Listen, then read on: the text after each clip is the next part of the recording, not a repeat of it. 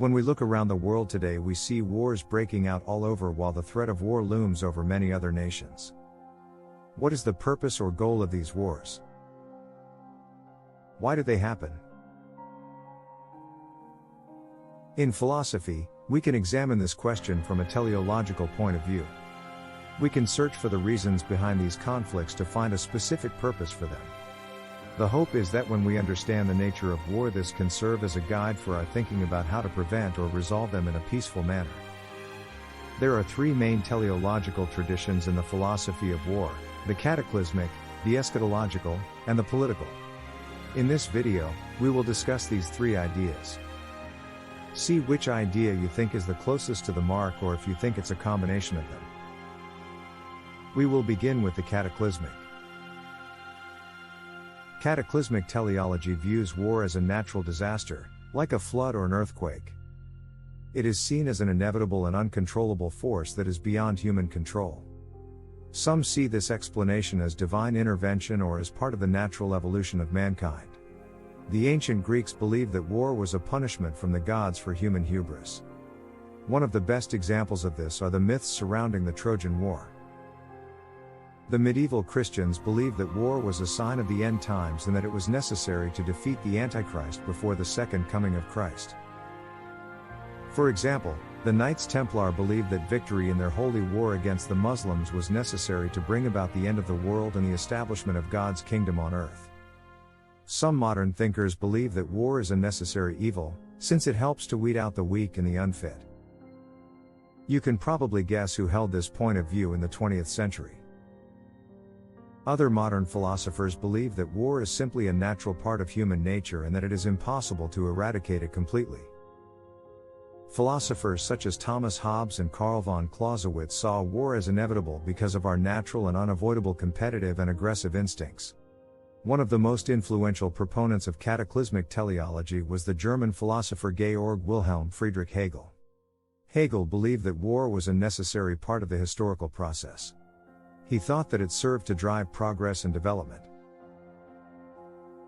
More disturbingly, he saw war as a kind of cleansing force that eliminated the weak and the unfit and that made way for the emergence of a stronger and more perfect society.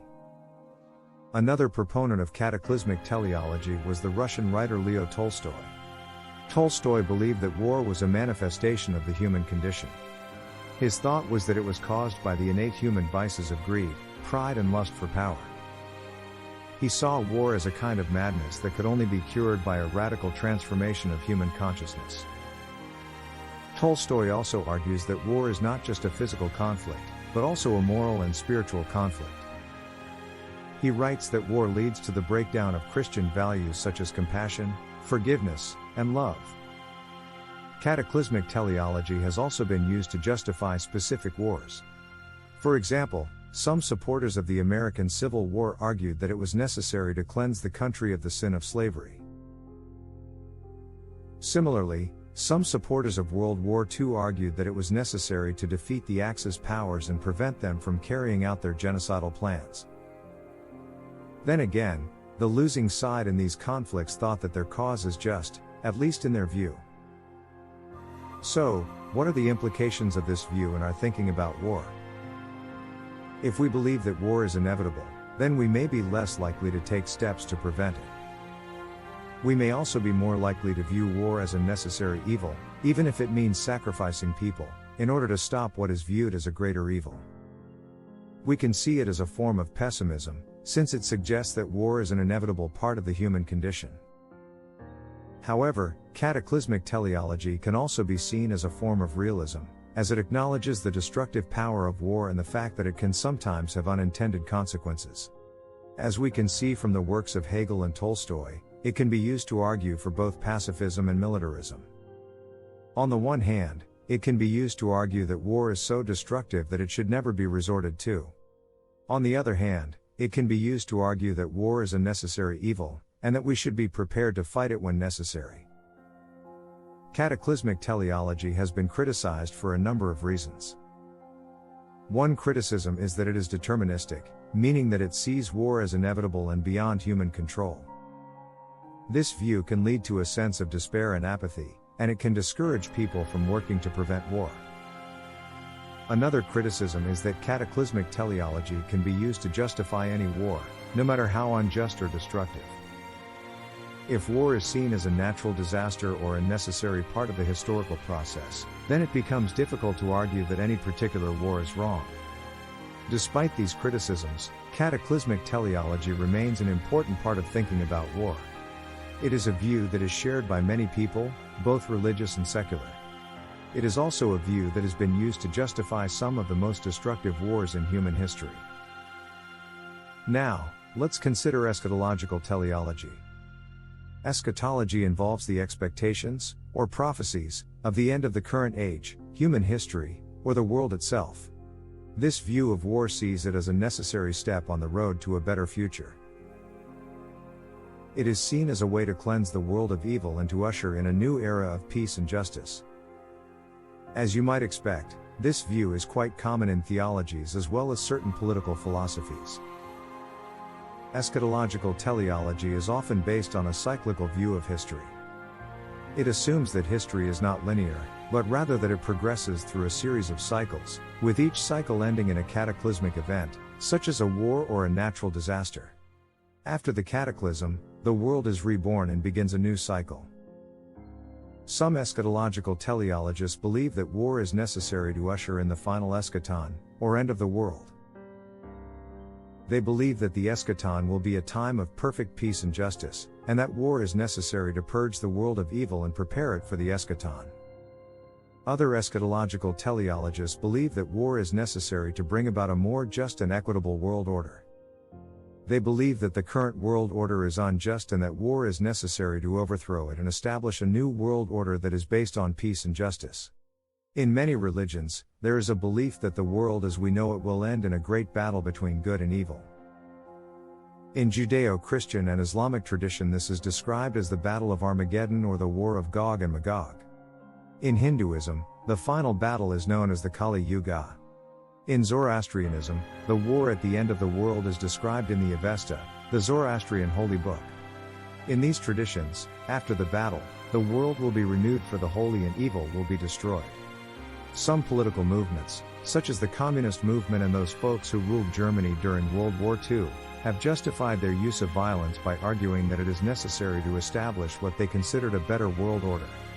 Some conspiratorial-minded people think that certain prominent international organizations subscribe to this point of view as well. Eschatological teleology has a number of implications for our thinking about war. First, it suggests that war is not always morally wrong. In some cases, war may be necessary to achieve a greater good. Second, it suggests that war may be inevitable, since it is necessary to bring about the eschaton or to establish a more just world order. Third, it suggests that war may be justified, even if it means suffering in the present, since it is necessary to achieve a greater good in the future. However, eschatological teleology is not without its critics. Some critics argue that it is too idealistic and that it fails to take into account the realities and horrors of war. Others argue that it is morally problematic, since it suggests that we should be willing to sacrifice lives in the present for the sake of a better future. In a more cynical criticism, it's pointed out that eschatological statements are used to manipulate the public into supporting a war that they wouldn't otherwise support. Despite these criticisms, eschatological teleology remains one of the oldest and influential views of the purpose for war.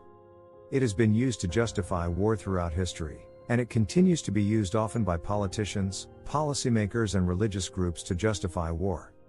Now, let's examine political teleology, which views war as a tool of politics, as a way to achieve national goals such as expanding territory or securing resources. This view is often associated with the realist tradition in international relations theory, which holds that states are primarily motivated by self-interest. Political teleologists believe that war is a rational and legitimate means of achieving national goals. They argue that states have a right to defend themselves and to pursue their own interests, even if this means going to war. Karl von Clausewitz, a Prussian general and military theorist, argued that war is a political act, a way of using force to achieve political goals. He believed that the purpose of war is to achieve a political victory. This does not necessarily mean defeating the enemy in battle. It may also mean achieving a compromise or a negotiated settlement. The neo-realist philosophy of war is a more modern approach to the political teleology of war. It is based on the idea that war is a fact of life and that it is inevitable that nations will go to war from time to time. It is not concerned with the morality of war, but rather with the best way to win wars. They think that war is a form of competition between nations and that the only way to win a war is to defeat the enemy. They also argue that the best way to deter war is to maintain a strong military and to be willing and able to use force when necessary. Political teleology has a number of implications for our thinking about war. First, it suggests that war is not always morally wrong.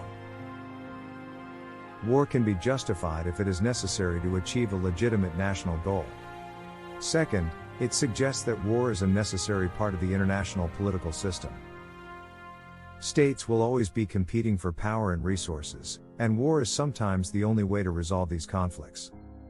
Third, it suggests that war can be justified to achieve a necessary political objective, even if it means sacrificing lives or deceiving the public in the present. However, there are several criticisms of political teleology. First, some critics argue that it is too cynical and that it fails to take into account the human cost of war. Reducing war to a statistical exercise, like a body count, might be considered inhumane. Second, some others argue that it is morally problematic, since it suggests that war is a legitimate means of achieving any goal, regardless of the cost. A third, and perhaps more cynical, criticism is that the goals of political leaders may not match those of the public of a nation at large. Some even say that those in power might use war to line their own pockets at the expense of the lives and fortunes of their nation. Many point to President Eisenhower's farewell speech where he spoke of the corrupting influence of the military-industrial complex.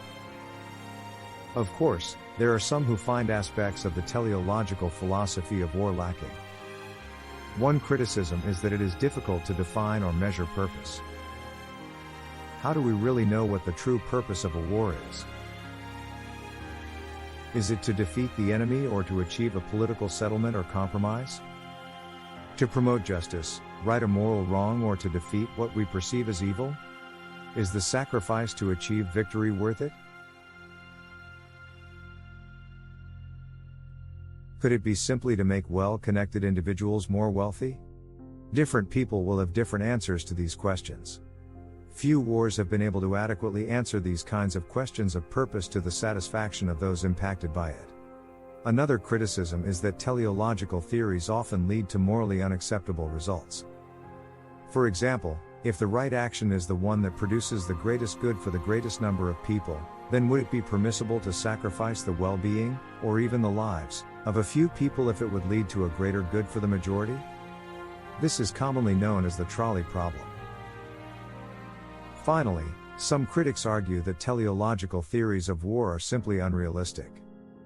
They argue that war is not always waged for rational or moral reasons. Sometimes, war is waged simply because people are angry, hateful, or greedy.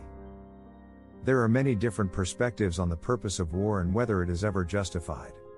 However, the teleological philosophy of war provides a valuable framework for thinking about the purpose and ethics of war as well as the potential consequences of military action. Ultimately, the question of whether or not the purpose for a war is justified is a complex one that must be decided on a case-by-case basis.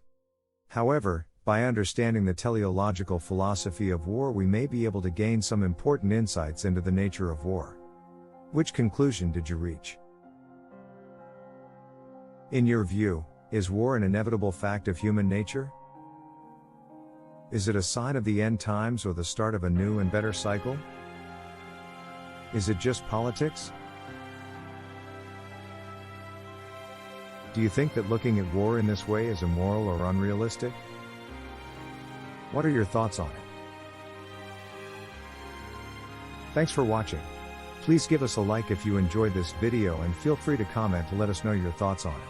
Also, check out our other study review videos on other philosophers and philosophies.